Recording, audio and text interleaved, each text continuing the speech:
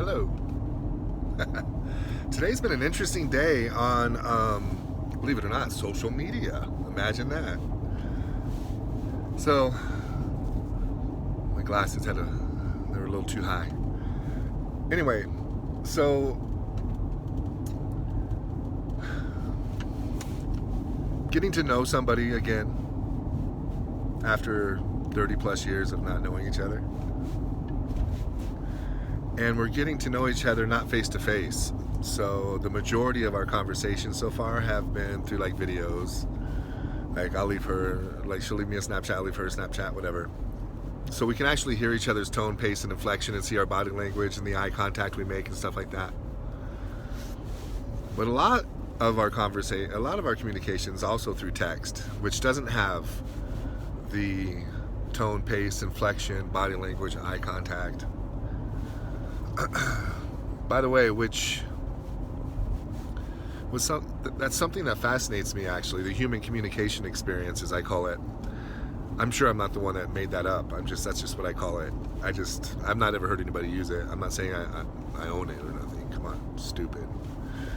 But really, the human communication experience is really it's fascinating. It's magical. It's devastating. It's boring. It's so many different things. And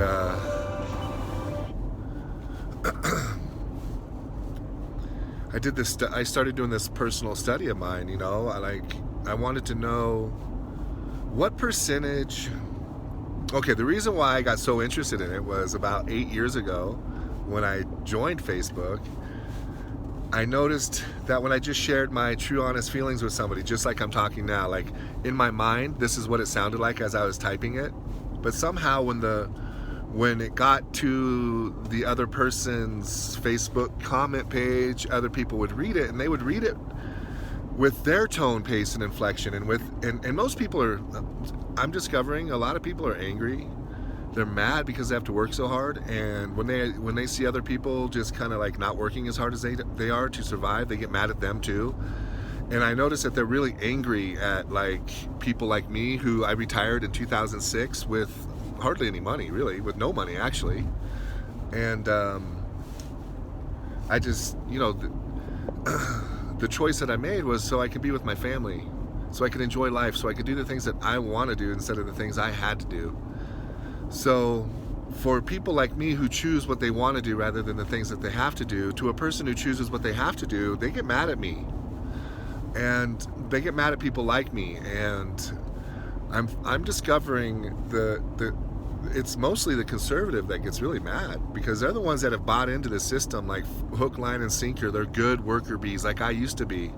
I mean, I was really good at it, I think the most I ever made in a year was like $185,000. My biggest one-time paycheck was $50,000.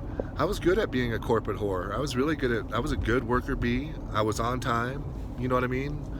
I worked hard. I worked 6-7 days a week on call, 80, 90 hours a week. I was into it. I mean, I wanted to make a lot of money.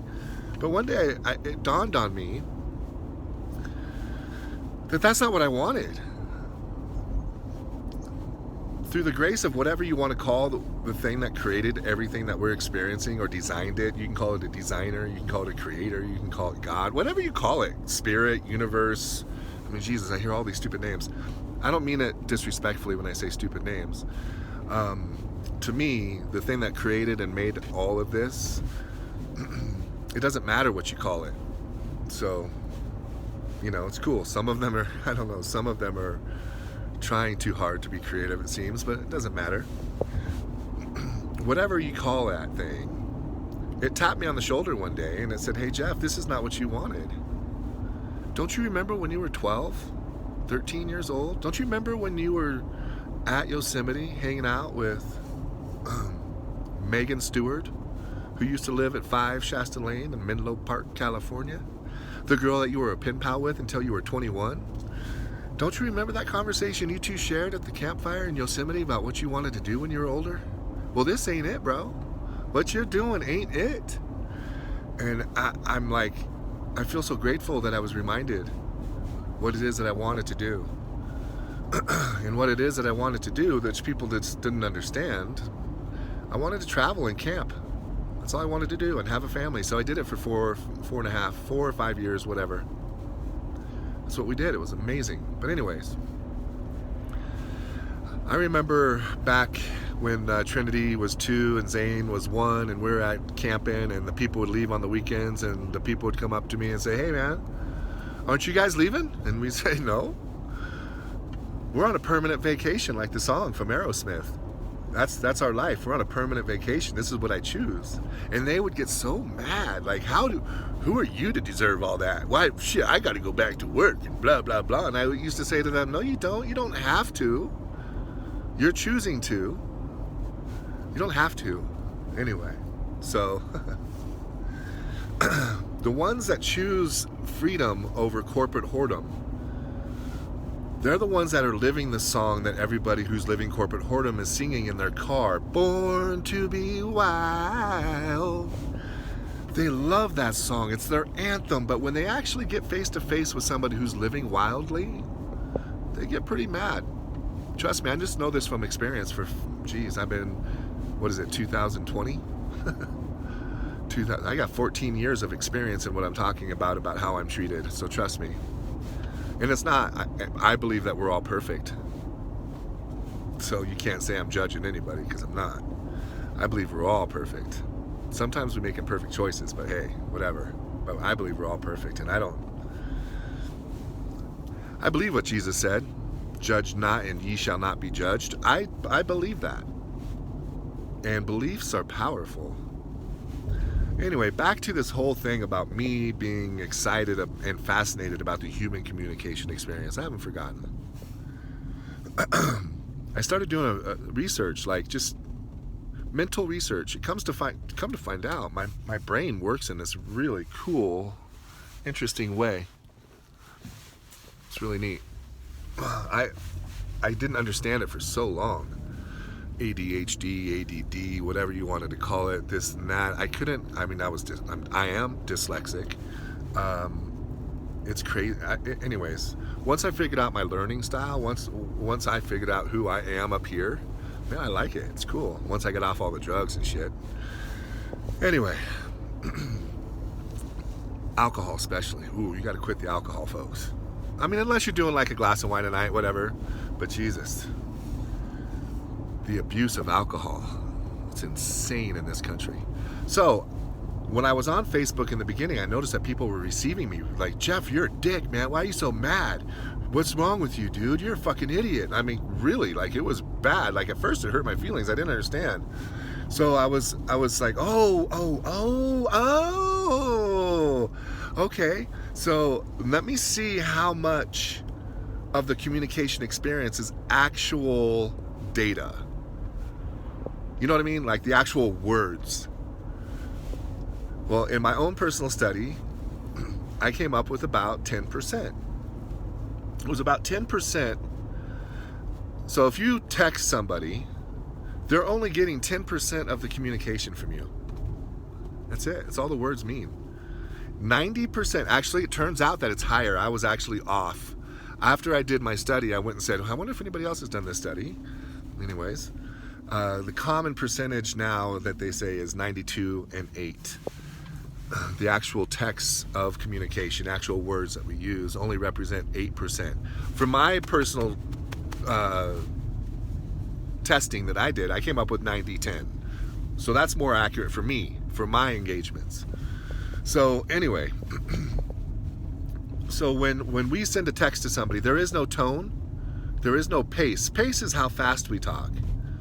You know, comedians, singers and comedians, actors, they have mastered the art of this. Like communication, like comedy is in the pace. It's in the delivery. So anyways, like here's a great example. Robert Plant, oh my God.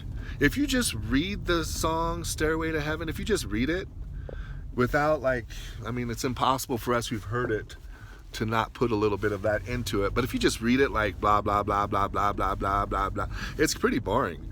But Robert Plant's tone, pace, inflection, his body language when he sings it, his eye contact that he makes with the audience when he does it live. It's such a powerful experience. It's brought to life by Robert Plant. And characters in like all movies, but especially the animated ones, these voiceovers, these actors bring these little characters to life. It's amazing with their tone, pace, and inflection. So this is where drama's made, this is where comedy's made, this is where tragedy's made, anger. So however people read a text, it can be misconstrued, like wowzers, hugely. So then, here's what happens is people come to a conclusion based on 10% of the information that's being delivered. So then, all of us now, because they've come to a conclusion, they've come to a false conclusion, so they're getting 100% of the communication of it, they're interpreting it 100% wrongly. And then they come to these steadfast conclusions and they hold on to them for the rest of their life. It's amazing. So anyways, I'm discovering that in my day with my social media experience with this gal and her friends, they're her friends, they're not my friends. I'm responding on her page, and her friends are laughing at me, calling people socialists. And I know where they get it from, because one time I took this Trump questionnaire and it was all about, are you or are you going to give in to the socialist Bernie Sanders? Well, Bernie Sanders ain't no socialist. He believes in social benefits. He's not a socialist. I'm also noticing that people are getting Marxism and socialism all confused. There's a difference. There's a big difference. And my buddy in Finland, man, he actually chooses not to work and gets paid 1,300 euros a month. He gets paid to not work. I think that's pretty amazing. Germany does the same thing. And of course, there's pros and cons to everything, of course.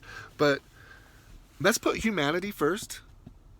Let's put the well-being of our ability to exist on this planet first. Like, instead of destroying all of the things that are making this planet healthier, let's make it better. Like my daughters are all into this. Dad, we should drive less. Dad, we should plant trees. Dad, let's go pick up plastic. Dad, we're killing the planet.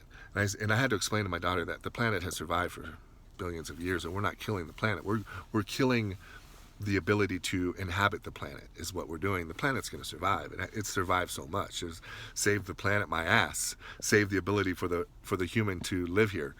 And I find that the extreme conservatives, not even necessarily. I find that the middle of the road conservative is a lot more extreme than the middle of the road libtard like me. So I feel like they're destroying. I feel like they're accelerating the destruction of our ability to live here. And I don't know.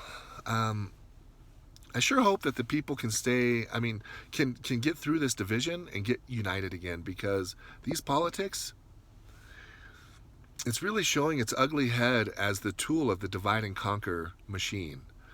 And so there's no way that we can conquer them when we're divided. We're pointing the finger at each other. We're yelling at each other. Instead of really looking at the system, really take a look at the corruption in the system. It's not party specific. It's on both sides. The corruption, it's horrible. And it's all the way especially down into local governments. It's really bad. Mayors of small towns. Are you kidding me? Give me a break. Our small town of Peonia went through something recently. Corruption. It's all over the place. Anyway. We have to love one another. We have to care for one another.